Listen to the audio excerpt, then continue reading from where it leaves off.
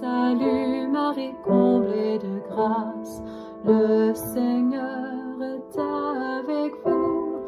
Vous êtes bénie entre toutes les femmes, et Jésus, votre enfant, est béni. Olá a todos, sejam todos muito bem-vindos. Vamos dar início a mais um encontro nosso para aprendermos mais sobre as Sagradas Escrituras. Vamos fazer a nossa invocação ao Espírito Santo. Vinde, Espírito Santo, enchei os corações dos vossos fiéis e acendei neles o fogo do vosso amor. Enviai o vosso Espírito e tudo será criado e renovareis a face da terra. Oremos. Ó Deus, que instruísse os corações dos vossos fiéis com a luz do Espírito Santo, fazei que apreciemos retamente todas as coisas, segundo o mesmo Espírito, e gozemos da sua consolação, por Cristo Senhor nosso. Amém. Olá, meus queridos irmãos e irmãs, estamos começando mais um estudo sobre os textos do Novo Testamento. E nessa dinâmica do nosso encontro de hoje, já estamos caminhando para uma finalização do Novo Testamento e vamos abordar as cartas denominadas católicas, né? No sentido de cartas universais. Até então, estudamos as cartas que originalmente eram atribuídas a São Paulo. Percebemos a dimensão da teologia de São Paulo, a sua importância para a fé, né, e o entendimento teológico do processo da revelação, do processo da sua cristologia como fator essencial para uma transformação de vida existencial, a uma necessidade de constituição da igreja, e dessa forma aprendemos muito sobre nossa própria forma de ser nos dias de hoje, né? Agora vamos mudar um pouco e vamos abordar outras teologias, outras dimensões de abordagem de outras comunidades e outros autores. As cartas católicas, elas vão se destinar a várias comunidades cristãs que vão ser espalhadas pelo Império Romano. Elas, na maioria das situações, são pouco lidas, pouco estudadas, mas elas trazem uma importância por nos apresentar vários aspectos relevantes dessa eclesia, dessa igreja nascente, né? E apontando temas estritamente importantes para a nossa fé, que muitas das vezes não tem uma dinâmica tão bem trabalhada em outros textos do Novo Testamento, né? Elas vão ter no seu conjunto um escopo temporal que vai de cartas que tem uma certa proximidade, né, com a vida apostólica, mas também que vai até uma situação de dimensão histórica já próximo, né, do final do primeiro século, adentrando um pouco, talvez até mesmo em algumas situações, em construções de comunidades que vão ser a base para nosso cristianismo de hoje. Teremos dentro dessas cartas também uma possibilidade de diálogo mais plural, né, dentro de um contexto que nós que vivemos em parte, porque muito dessas cartas elas estão direcionadas a comunidades que enfrentam uma realidade de agora seguindo, né, a pessoa do Cristo, sendo caracterizado como cristãos, viver uma vida cristã dentro de uma realidade pagã. E os desafios que vão surgir dessa nova realidade, né, dessa interculturalidade, desse relacionamento, não só em termos de religião, no sentido com outras, né, filosofias, outras religiões pagãs, mas também nas questões de hábitos de vida, né, questões de ética e moral. E as cartas católicas, elas vêm nos trazer essa nova realidade acerca dessas dimensões, né? E abrange quais cartas, na verdade? Então, abrange a carta de Tiago, né? Abrange também as cartas de Pedro, as cartas de João e a carta de Judas, né? Então ela traz essa dimensão mais ampla. Dentro da nosso estudo, né, a gente poderia perguntar, mas como se deu essa distribuição dessas comunidades, né? Porque ficar, né, ao redor ali de toda aquela região do Império, né, romano, grego, e não se espalhar para o mundo inteiro. Uma das características da facilitação da divulgação e da difusão desse cristianismo, né, nascente, primitivo, foi exatamente a possibilidade do Império Romano. A questão de que, historicamente, o Império Romano ele teve dava, né, uma ênfase muito forte a toda uma forma de comunicação de todo o Império. Então, as estradas, né, e a forma de condução, né, de comunicação em rede, né, com todas as principais cidades, fosse por via marítima, fosse por via terrestre, facilitou o processo de difusão, né? Então, é um primeiro aspecto, né? Por isso surge aquela frase de que todos os caminhos levam a Roma, né? Exatamente por essa dimensão mais ampla, o que não era a mesma realidade do primeiro século, né? Primeiro e segundo século depois de Cristo, em relação à comunicação com a parte mais oriental. Essa difusão para o Oriente, na história da Igreja, vai se dar a posteriori, com essa difusão já para próximo do Império Bizantino, né? Então, esse foi um dos primeiros pontos. O segundo ponto foi a questão da diáspora, né? Pois a difusão de judeus, né, por toda a dimensão do Império grego e posteriormente do Império Romano, fez com que nas principais cidades tivesse a presença de sinagogas. E no primeiro, até mais ou menos o período da destruição do templo de Jerusalém, da década de 80,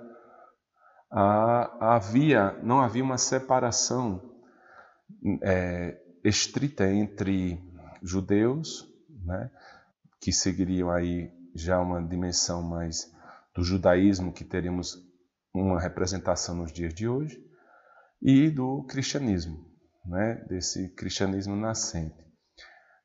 E tínhamos uma realidade de judeus cristãos, prosélitos, né, toda aquela realidade que nós já aprendemos nos nossos encontros passados, e que havia a concentração nas sinagogas. Com o crescimento e principalmente com a percepção, né, de São Paulo dessa questão de perseguição e de separação iminente, que começam a haver as eclesias, né, as assembleias, os locais de reunião nas casas.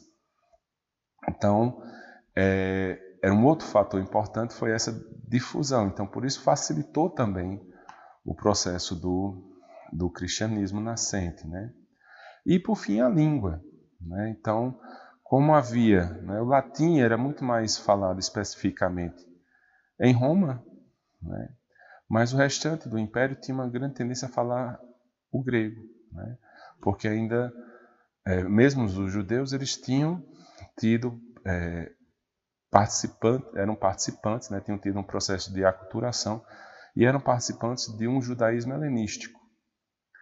Dessa forma, todo o povo do Império Romano tinha como uma língua de base o grego, e nesse caso o grego mais popular, que é o grego, muitas vezes encontrado na Bíblia, que é o grego koiné, né? Então, esses foram os elementos, né, que facilitaram a difusão das ideias, né, do cristianismo, né, do processo de evangelização, exatamente pelas questões das facilitações, vamos dizer assim, da realidade do contexto da época. Mas aí vamos iniciar nossos estudos sobre as cartas católicas, que seriam essas que nós já comentamos, com talvez a principal no sentido de discussão, né, acerca de alguns pontos essenciais da nossa fé, que é a carta de Tiago, né? Então, a carta de Tiago ela tem uma característica interessante, né, de ter uma raiz, um grego próximo de um nível mais elevado, próximo ao grego da carta aos Hebreus. Entretanto, ela traz características ainda, né, de alguns hebraísmos, traz a característica ainda marcante de um judeu cristão, e ela se apresenta muitas vezes uma conexão, uma forte ligação em alguns aspectos, com o Evangelho de Mateus, né? Então, algumas características de pontos, né, de temas abordados, e se assemelha muito nesse caso também aos aspectos dos ditos, porque se nós formos ver, ele é uma carta, não é? Mas ele tem pouca característica de carta nesse sentido. É um texto, né, que ele se aproxima um pouco do texto dos ditos de Jesus, né? Então são elementos temáticos, né, costurados juntos para formar um encadeamento, mas que vão abordar temas, né, isolados, que vão ser unidos num texto único, né, à semelhança do que se apresenta no Evangelho de Mateus e no Evangelho de Lucas, né, a utilização dessa fonte Q, né. E a ideia, né, da autoria dessa carta é a quem pertenceria então, né, essa carta. Essa carta foi atribuída, né, nós temos 3 Tiagos, né, destacados no Novo Testamento. Tiago, ele deriva, né, do hebraico Jacob, né, então é Jacó. Então, temos uma dimensão de 3 Jacós importantes, né? O Tiago, o filho de Zebedeu, né? E o Tiago, filho de Alfeu. O primeiro, que é o Zebedeu, ele é conhecido como o Tiago maior. O filho de Alfeu é conhecido como o Tiago menor. Mas os estudiosos da Bíblia não atribuem a possível autoria dessa carta a nenhum desses 2 apóstolos diretos de Nosso Senhor Jesus Cristo. A autoria, há uma tendência nos estudos dos padres que estudam a Bíblia a atribuir a autoria ou a característica, né, de escrita, mesmo que não tenha sido escrita a seu punho, né, mas pode ter sido uma carta ditada, né, e aí que era comum também na época, e Paulo se fazia uso também dessa dinâmica, é a atribuição a Tiago, o grande responsável pela Igreja Mãe de Jerusalém, né?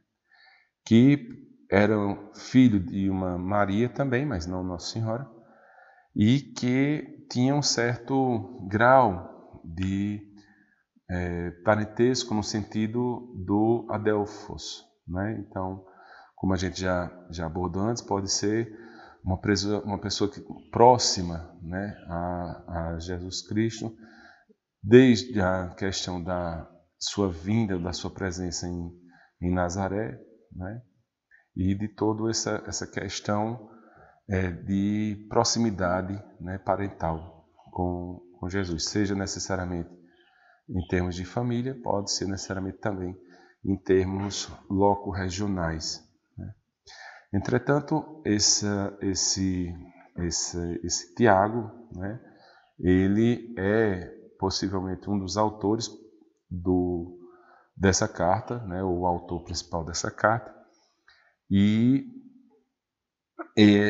isso faz com que, como não há menção, né, da destruição do Templo de Jerusalém na carta, possivelmente essa carta ela foi escrita antes desse período de destruição do Templo. Então isso dá aí mais ou menos possibilidade de ter sido escrita na década de 60 depois de Cristo.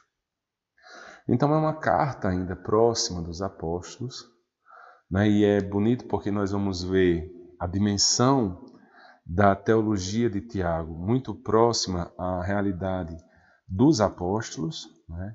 É uma carta que também é contemporânea das cartas de São Paulo, e isso também traz uma dimensão da realidade da época, dessa igreja nascente, né, dessa comunhão que se faz. A carta de Tiago ela foi uma carta possivelmente escrita, né, com o destino para uma comunidade da Antioquia, e ela vai apresentar uma dinâmica muito forte, né, com passagens do Antigo Testamento e sempre uma dimensão de volta nessa dinâmica com o Antigo Testamento, embasando também a premissa, né, os ensinamentos, os fundamentos teológicos da carta. Nesse contexto é muito próximo também da forma de dinâmica teológica, né, de discussão retórica de São Paulo, né? E ela vai trazer algumas características interessantíssimas, né? Ela pode ser dividida, né, na sua primeira parte, né, com uma saudação, que é o capítulo 1, versículo 1. Tem algumas exortações iniciais, que correspondem ao capítulo 1, versículo 2 até o versículo 27. E teremos aí os temas principais e algumas censuras ou pontos a serem levados em consideração, importantes para a vida da comunidade, que vão ser exatamente do capítulo 2 até o capítulo 5. E por fim, né, a parte final, que seria a conclusão, que vai do capítulo 5 final, né, e trazendo aí as dimensões importantes finais de Tiago. Um detalhe interessante logo no início da carta é a ideia da palavra, né, já nesse período, da percepção da pessoa de Jesus Cristo como Senhor, né? Pois Tiago se coloca como doulos theou, então o servo de Deus, né? E também do Senhor Jesus Cristo. Então há uma atribuição e há um início, lógico, ainda está no início, né? Bem no início, da dimensão da Trindade, mas bem no início, né? Então há uma percepção de Deus Pai, há uma percepção de um Deus Filho, mas que também esse Deus Filho tem uma atribuição divina, no caso do Senhor. Por quê? Porque na Septuaginta, que é a versão grega da Bíblia hebraica, o tetragrama do nome de Deus, ele sempre vai ser, né, apresentado como Kyrios, né, que é Senhor. Então, há a percepção de que temos Deus e que temos Senhor. E isso é uma percepção, né, que Tiago faz de uma leitura interessante desde o Antigo Testamento. Então, é uma forma de compreensão já inicial, né, dessa dimensão bíblica, né? E na missa, né, nós temos essa parte, né, que falamos do Kyrie eleison, né, que seria então aí um vocativo em relação à palavra Kyrios, e Christe, né, também relacionado a Cristo, um vocativo Christe eleison. Né? Então, e é interessante porque na nossa celebração litúrgica, dado a isso ser talvez uma tradição tão antiga, né, que permanece, mesmo a versão grega, na liturgia latina, né, romana. Então, dada a importância de algo que surge muito próximo desse período aqui que nós estamos comentando, né, da carta de Tiago. Então, chamar, né, Jesus de Senhor já é em si uma teologia, no sentido de que é o nosso primeiro credo cristão. E isso vai colocar, né, esse cristianismo que surge já em tensão com o judaísmo, né? E a utilização a partir dessa teologia já nos coloca perceptivos o batizado, né, o batismo ser em nome do Senhor Jesus Cristo, né, as orações, né? Então isso traz uma tradição forte que já não é tão recente, né, realmente de tempo apostólico. Né? E isso é muito interessante porque, se formos perceber, possivelmente, Mateus vai, talvez, né, uma conjuntura muito distante, beber um pouco, talvez, da carta possível de Tiago, né, nesse contexto de proximidade, já que, em termos temporais, Tiago é um pouco mais antigo. Né? E o assunto inicial, né, da discussão, né, da carta em si é exatamente em relação à aprovação. Né? Então, precisamos ter uma certa paciência e a aprovação em relação ao dia do juízo, né? Ao dia do juízo final, né? Que já nessas comunidades já estava na comunidade de Tiago, já estava esperando essa volta de Jesus Cristo, né? E esse dia do Senhor que já também é manifesto nas cartas dos profetas, lembram? Então, Tiago reutiliza dessa definição para que nós possamos ter, né, um processo de provação, não no sentido de teste, né? Mas uma possibilidade, não de um castigo, né? Mas de um teste, no sentido de que há uma possibilidade de nós mostrarmos a nossa fé e que a nossa fé, né, ela é constante. Né? Ela não é uma religiosidade, não é um fogo de palha, né? Não é uma fé do oba-oba. Né? Isso nós podemos trazer um pouco para a nossa realidade. É uma fé que aguarda, mas que persiste nessa permanência. Né? Então, a fé não é temporário, não é um sentimento, né? Olha, eu estou feliz hoje, como foi bom esse encontro, como isso me renovou a minha fé, e pouco tempo depois isso meio que vai esfriando, né? E nesse contexto, o Tiago traz essa dimensão de que devemos permanecer nessa fé constante, né?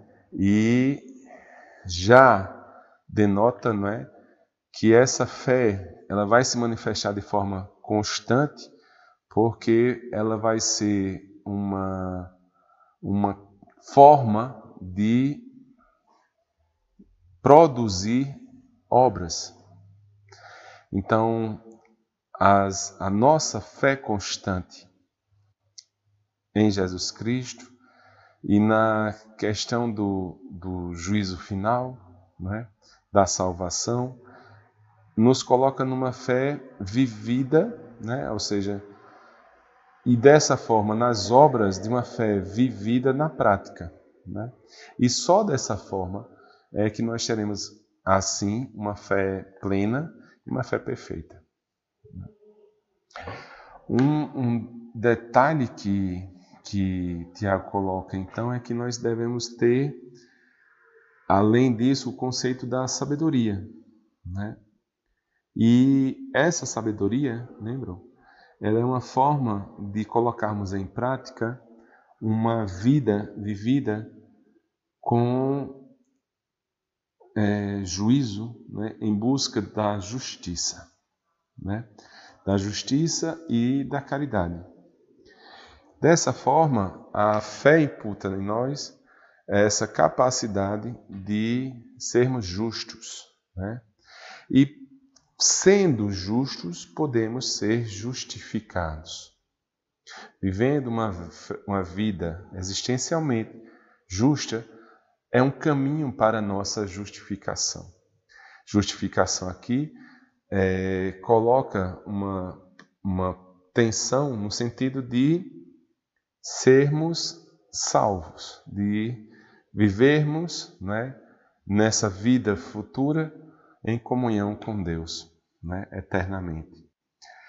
E como essa vida justificada, né, justa, vai ser manifesta? Vai ser manifesta por obras, né? E essas obras devem ser para o trabalho, né, voluntário para os pobres, né, para os órfãos, para as viúvas, né? Como também há um destaque para os que são muito ricos na comunidade, que não desenvolvem em si, na vida dessas pessoas mais abastadas, mais ricas, uma certa arrogância, né?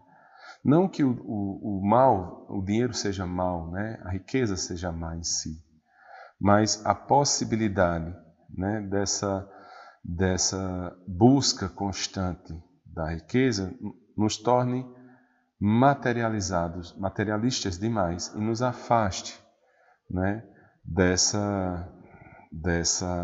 desse caminho para Deus. Uma dinâmica de Paulo muito interessante também é no sentido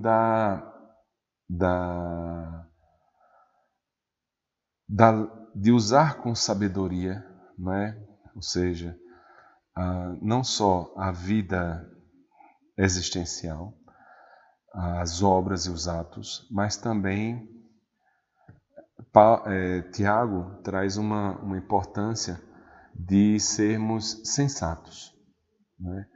De termos uma vida de controle, né, da nossa língua. E é interessante nesse aspecto, porque devemos entender que a sabedoria, ou ser sábio, ela não é uma especulação filosófica, né, sobre algo, né, um mundo um mundo não imaginativo ou não real ou só suposições. A sabedoria de Tiago é a sabedoria do Antigo Testamento. Então é a sabedoria voltada a esse saber prático, a ser uma pessoa sensata, né? E que tem acima de tudo o temor do Senhor, né? Como diz lá em Provérbios, o temor do Senhor é o princípio da sabedoria.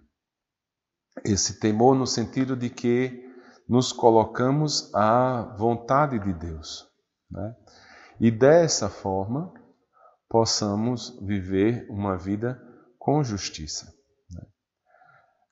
Tiago nos coloca também em uma dimensão muito similar de que a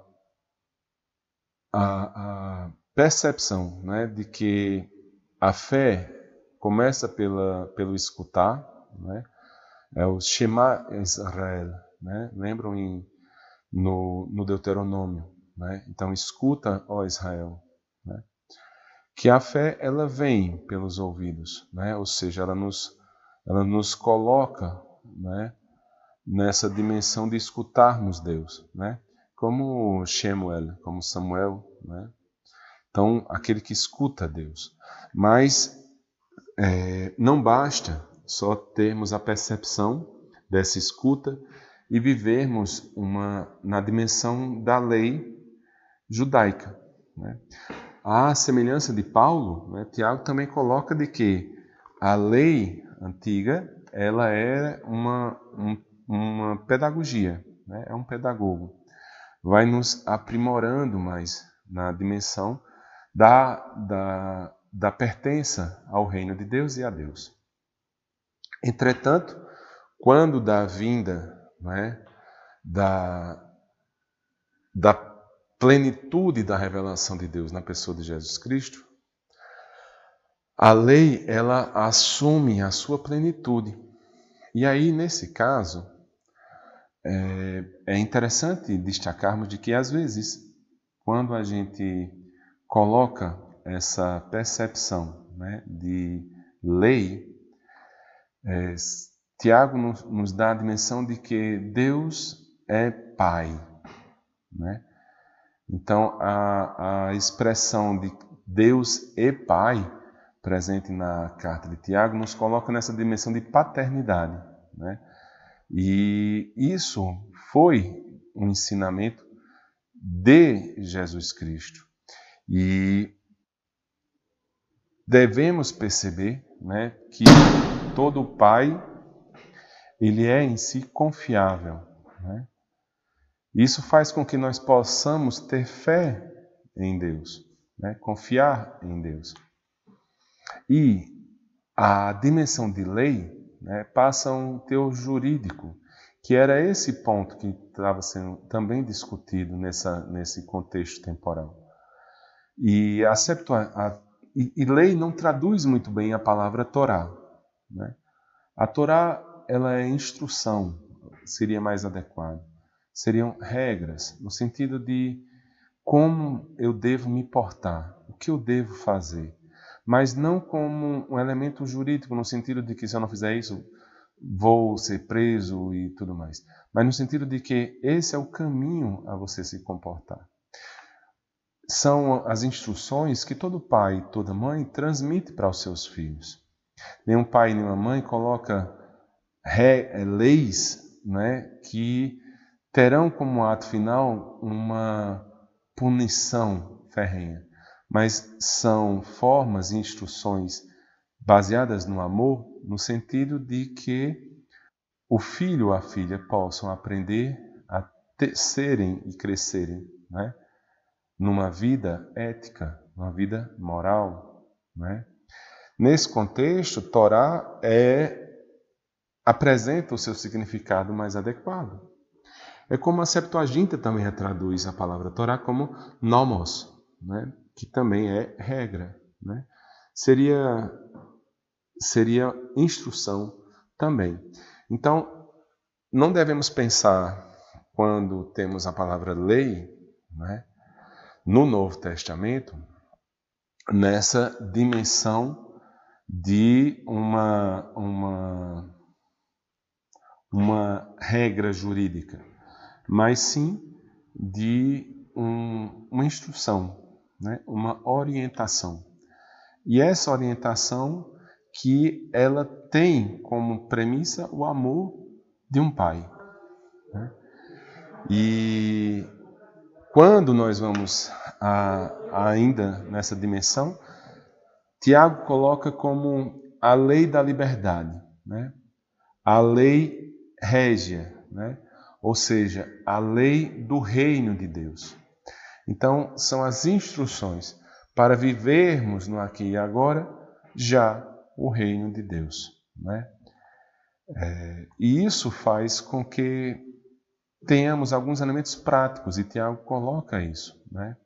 Por exemplo, não discriminarmos, né, outros, né, da nossa comunidade, seja por questões que são estrangeiros, né, seja porque são pobres, viúvas, órfãos, né, mas devemos não termos esses preconceitos, né, essas discriminações. E isso é interessante porque é uma forma prática de atuação, né? E é essencial para Tiago essa dimensão. E aí chegamos no ponto também destacado da carta a Tiago, que é a relação entre a fé e as obras, né? E houve, né, por muitas seitas heréticas, né, que se afastam do cristianismo, como por exemplo os protestantes, né, a ideia de que Tiago ele é oposto a São Paulo.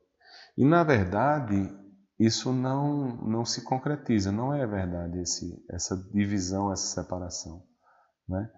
Tiago e Paulo eles abordam a justificação, né? E essa ideia de justificação, né, é essa possibilidade de sermos justos, né, de sermos aceitáveis por Deus, né? Ou seja, de podermos entrar no céu. Então, justificação seria popularmente esse fato, ou seja, nós podemos ir para o céu. São Paulo, como já vimos e estudamos, São Paulo faz uma crítica às obras da lei mosaica, né? Lembram aquelas questões que discriminam, são um pouco xenofóbicas e discriminam por questões étnicas, né? Então, só o judeu, como povo escolhido e que segue determinados preceitos que são baseados numa exteriorização, é que poderão entrar no céu. São Paulo faz a dimensão das obras, né, como vimos em São Paulo, essas obras não condizem com as obras do amor, né? Então, as obras que seguem, ou seja, a lei do reino de Deus, né? Uma lei que nos liberta, não nos aprisiona. Tiago, ele coloca uma outra realidade, né? A realidade de já sermos cristãos, de já termos aderido à fé em Jesus Cristo, de termos a graça, de termos uma vida possível de ser vivida pela ação do Espírito Santo. Então, é diferente. São Paulo, ele coloca essa questão, né, da lei e obras para a admissão da fé, ou seja, para termos a graça, a fé em Cristo e a justificação. Então, o que devemos fazer? Tiago coloca agora uma outra realidade. Já estamos nesse estado de graça, né? Então, é como se pudéssemos dizer que Paulo nos coloca como a graça inicial, né? Ou seja, recebemos essa graça inicial, saímos do estado do pecado e estamos no estado da graça.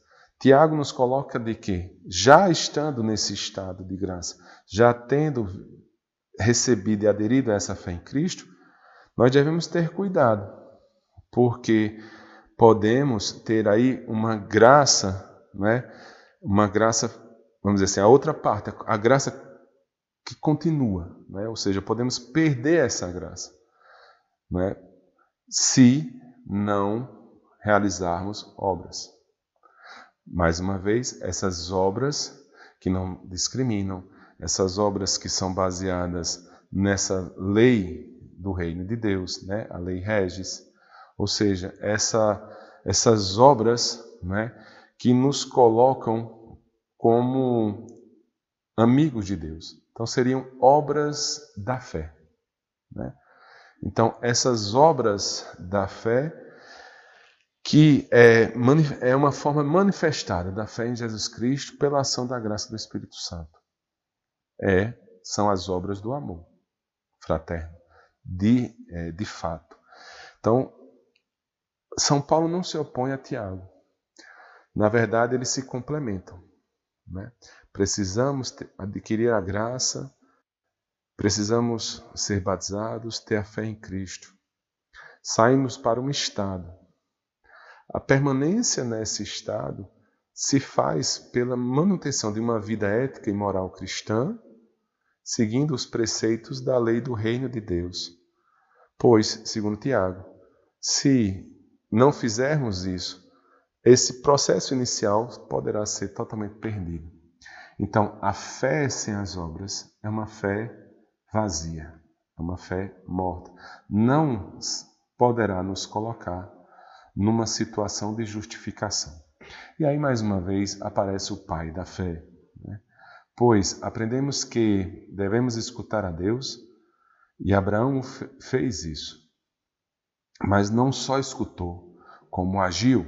Quando ele de coração oferta o seu filho, ele faz uma ação, ele faz uma obra. E é baseado nisso que ele é justificado, né?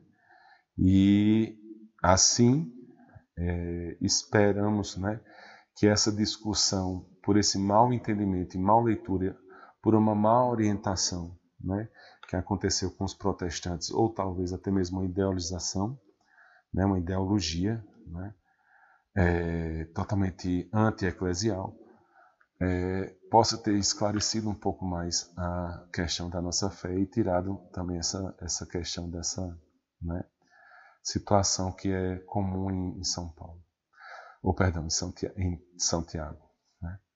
Uma outra dimensão importante que Tiago nos coloca é a necessidade também de prestarmos essas ações, né, essas obras, não só para questões materiais, no sentido de acolhimento ao pobre, à viúva, não é? Mas também aos doentes. E nesse caso, veja que interessante, a nossa igreja nos coloca de que existirá aí uma dimensão da unção dos enfermos, não é? Da necessidade também caritativa de atuarmos, né, no acolhimento para os nossos irmãos que também estão doentes.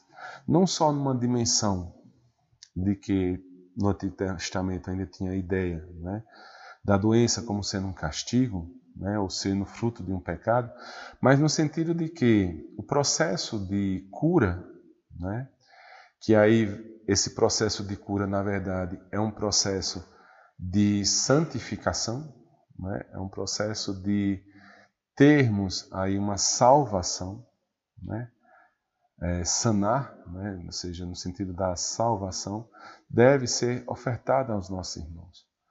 Na ideia de que o doente, né, também necessita, não só para a sua melhora física, mas a sua cura espiritual. E São Paulo destaca, né, foi tantas cartas de São Paulo, né? São Tiago nos coloca nessa dimensão de trazermos também essa percepção e essas obras, né, para os nossos irmãos que também estão enfermos. E São Paulo nos coloca também a necessidade da esperança nesse retorno, né, e a permanência desse processo do dia do Senhor, do retorno, né, de Jesus Cristo, e da necessidade, né, de permanecermos firmes na fé, né? E ele vai então fazer a sua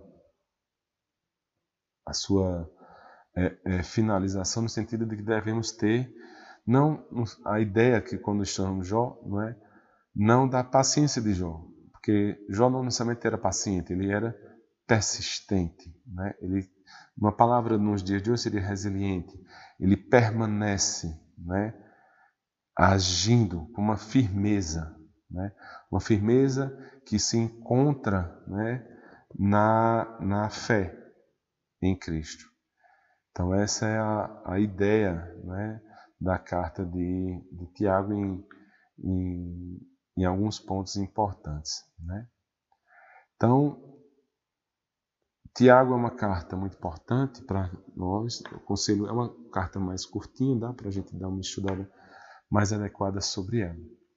E aí temos as outras cartas menores, mas que também têm os seus elementos importantes. Por exemplo, as cartas de Pedro. Então nós temos a primeira carta e a segunda carta de Pedro. Os estudiosos da Bíblia entendem que não é necessariamente que São Pedro, né, foi quem escreveu as cartas, mas que possivelmente, né, uma pessoa próxima na cidade de Roma, porque geralmente há tendência a se colocar a primeira carta de São Pedro, né, no período de 80 a 90 depois de Cristo, então já quase no finalzinho do primeiro século. E como Pedro já tinha se tornado, né, uma figura de grande prestígio em toda a igreja, em todas as comunidades, né? Então, e por ter sido o primeiro entre os apóstolos, né, e ter sido mártir em Roma, toda a sua palavra tinha um grande crédito. Então, possivelmente, a carta de São Pedro foi escrita por, vamos dizer assim, uma escola petrina, né, ou seja, por pessoas que vinham, né, desse ensinamento de São Pedro. E a ideia, né, da carta, ela pode ser compreendida como a necessidade, né, de nos colocar com uma identidade cristã forte, firmar o nosso amor filial, a nossa solidariedade, e de termos uma unidade eclesial, né? Então, ela nos coloca nessa dimensão, e é interessante que há relatos históricos de que essa carta ela foi, né, passada, né? É uma carta romana, da comunidade de Roma, mas foi passada de comunidade a comunidade. E mostra, assim, a unidade da igreja que ia se formando, né? Então, a carta ela pode ser dividida em duas grandes partes, né? A primeira parte trata dessa nossa vocação cristã e a segunda parte das consequências dessa vocação para uma vida concreta. Mais uma vez, eu acho que todos percebem que a Bíblia, desde o início, não é, até o Novo Testamento, sempre nos coloca numa dimensão de uma vida pé no chão, de uma vida concreta. Ou seja, a Deus nos coloca numa dimensão humana para vivermos uma vida existencial, com sentido, né? E essa nossa vida não tem sentido se não for uma vida vivida para o outro, em comunidade, e enfrentando as dificuldades do dia a dia como irmãos, um ajudando o outro. Então, a Bíblia nos coloca numa vida concreta, não numa vida imaginativa, né? Então, as consequências dessa nossa vocação cristã, segundo 1 Pedro, é de termos concretamente uma ética cristã, né? Então, nós temos, na primeira parte, né, na vocação, nós temos o ser cristão. E na segunda parte, o fazer do cristão. E a primeira carta de Pedro nos coloca nessa dimensão, né? Assim como Cristo, também os cristãos. Porque Cristo, ele é e ele fez, né? Então, essa é um aprendizado. A chave cristológica, né, dessa vida, né, ou seja, a cristologia da carta de 1 Pedro é sermos, como Cristo, uma pedra viva, né, eleita aos olhos de Deus, né? Então, nós somos pedras vivas. Nós somos a casa de Deus, a construção de Deus, o templo de Deus. E somos amados, né? Como o seu filho, né, também é. Nós somos eleitos por Deus. Então nós temos uma dignidade perante Deus, né?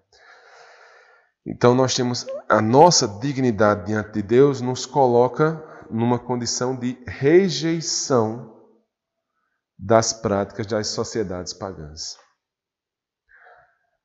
Como Cristo foi rejeitado pelos homens e sofreu, né, também nós vamos sofrer, dado essas dificuldades de sermos e fazermos a dimensão cristã, né, de vida existencial. Então, é muito interessante essa dinâmica de 1 Pedro, e a carta ela vai exatamente nos trazer para essa dimensão, né, de vocação cristã e ética cristã, de termos uma ação de graça manifestada pela salvação, né, manifestação da salvação, e termos uma vida como povo de Deus, uma vida santa. Lembra? De sermos diferentes. E isso traz para nós uma realidade do Antigo Testamento também, não é? Lembram? De sermos santos, como nosso Pai o é. De sermos estranhos para a sociedade na qual vivemos. E nós vamos nos tornando estranhos, nós temos essa vocação de sermos santos, essa vocação de sermos diferentes. E vamos nos colocar nisso através da nossa ética diferenciada, a nossa ética cristã, né?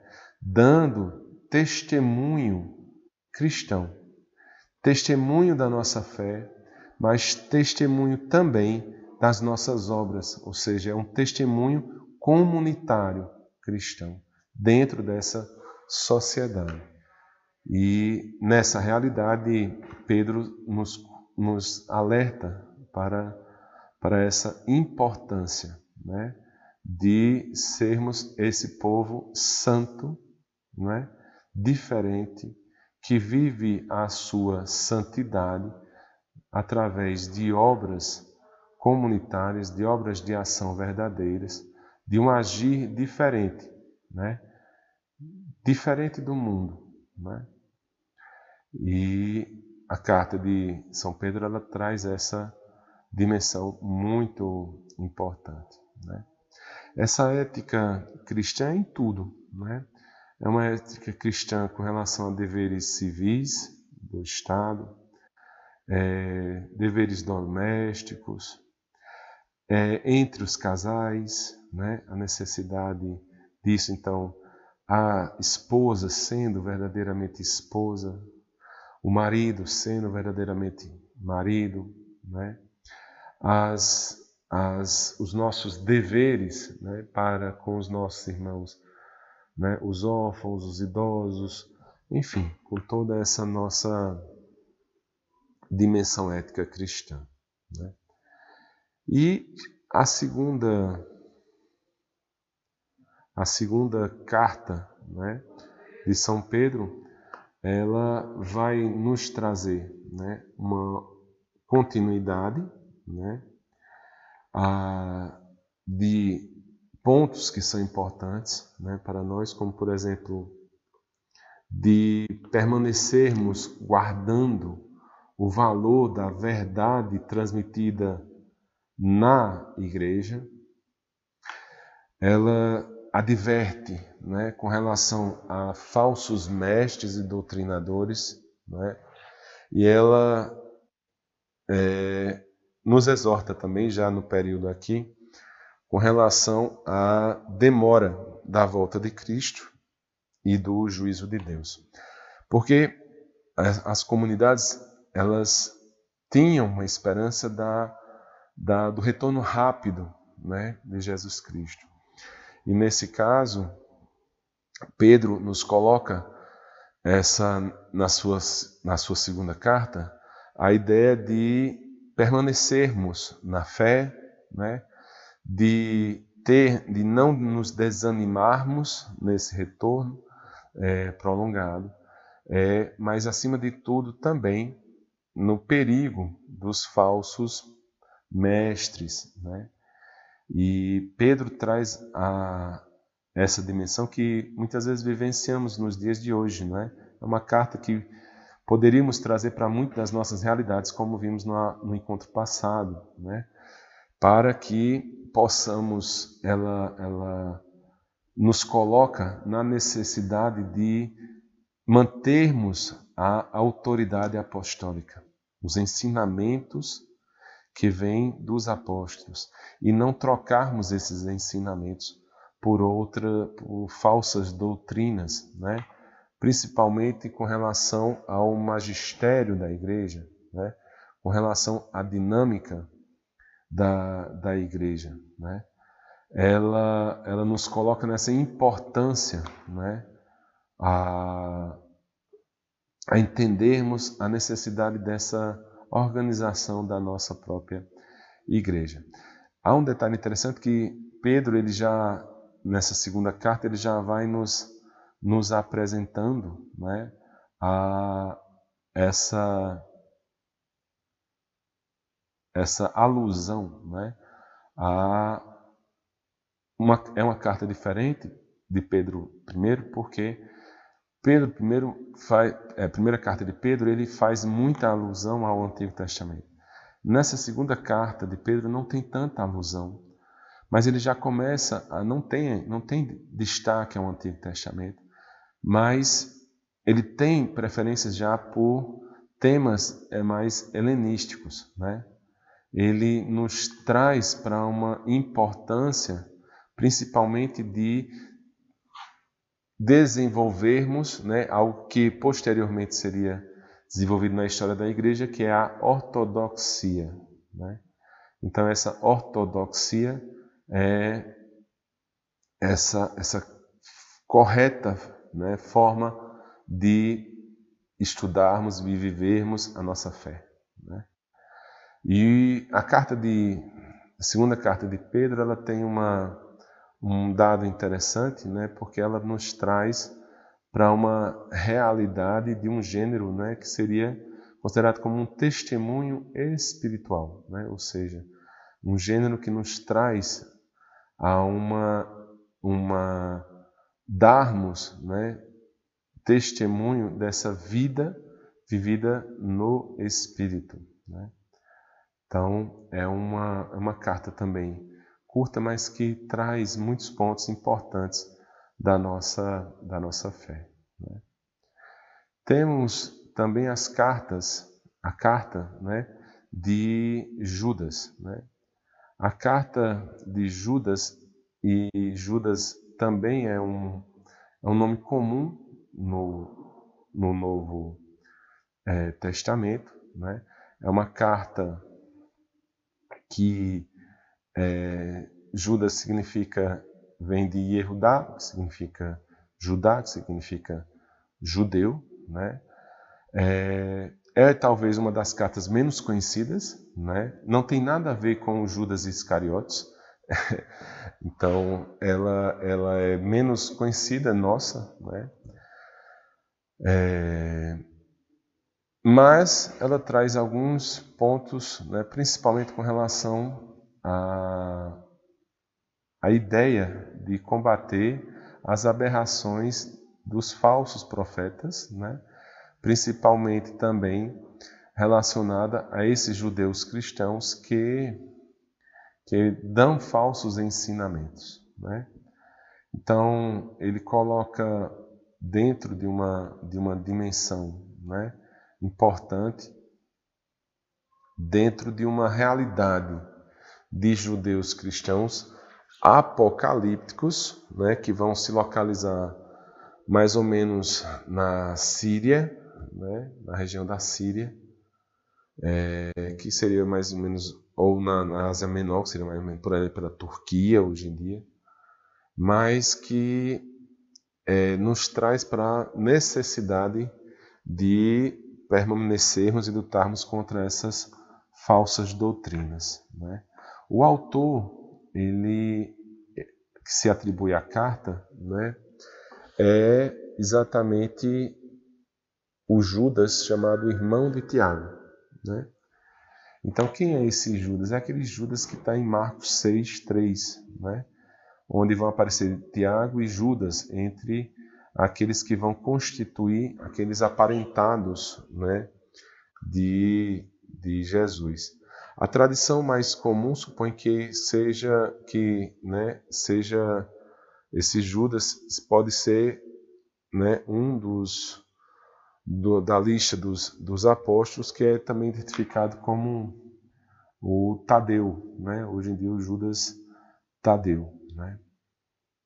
E Judas tem uma relação interessante, porque pode também há indício que poderia ser o autor da carta de Judas, poderia ser o mesmo autor da carta de Tiago, né? Há historiadores que abordam essa temática, mas a carta vai se localizar já no final também do primeiro século, pelo período da década de 80.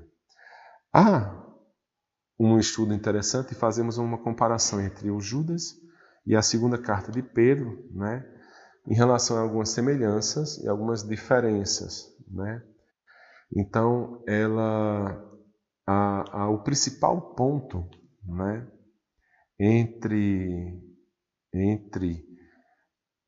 de semelhança entre os dois, que vale um destaque substancial, para a gente finalizar o nosso encontro, é exatamente essa vivência da fé compartilhada comunitariamente. E nesse caso, Judas e segundo Pedro nos coloca de que essa nossa fé não é necessariamente, ela tem uma experiência pessoal, sim, mas ela deve ser uma fé compartilhada comunitariamente. Então é mais importante vivermos uma fé em comunhão do que uma fé isolada e pessoal. Porque o cristianismo é uma unidade, é uma união, e não uma fé individual, onde você vive o seu cristianismo. A salvação é uma realidade, né, nas duas dimensões, nos coloca como uma possibilidade de posse no presente, né? Então, muito mais do que uma situação de experiência futura, nós temos a salvação já ofertada, né, nessa nossa dimensão no aqui e no agora, sendo que no estado da graça, né, de vivenciarmos essa experiência de vida existencial aqui.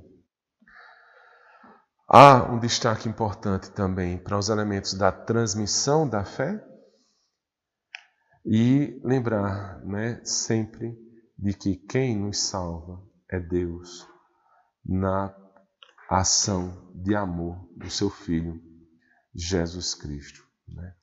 Então, a carta de Judas, ela é uma carta curta, mas também traz ensinamentos importantes da realidade da nossa comunidade, né, de vivência e de experiência de fé. No próximo encontro estaremos já finalizando o nosso curso, e adentraremos na literatura joanina, né? E traremos aí destaques importantes de uma nova realidade de tipo literário que até então não discutimos muito, que é o Apocalipse. Será o fim do mundo? Não será? Vamos estudar a literatura no nosso próximo encontro. Mas antes de ir, desejo agradecer a Nossa Senhora, a série da sabedoria, a possibilidade de construirmos juntos uma realidade, de nos aproximarmos dessas, não só da Bíblia como um todo, mas também dessas cartas que às vezes ficam um pouco distantes da nossa realidade enquanto católicos. Nesse agradecimento, então, oferecemos uma Ave Maria. Ave Maria, cheia de graça, o Senhor é convosco. Bendita sois vós entre as mulheres, bendito é o fruto do vosso ventre, Jesus.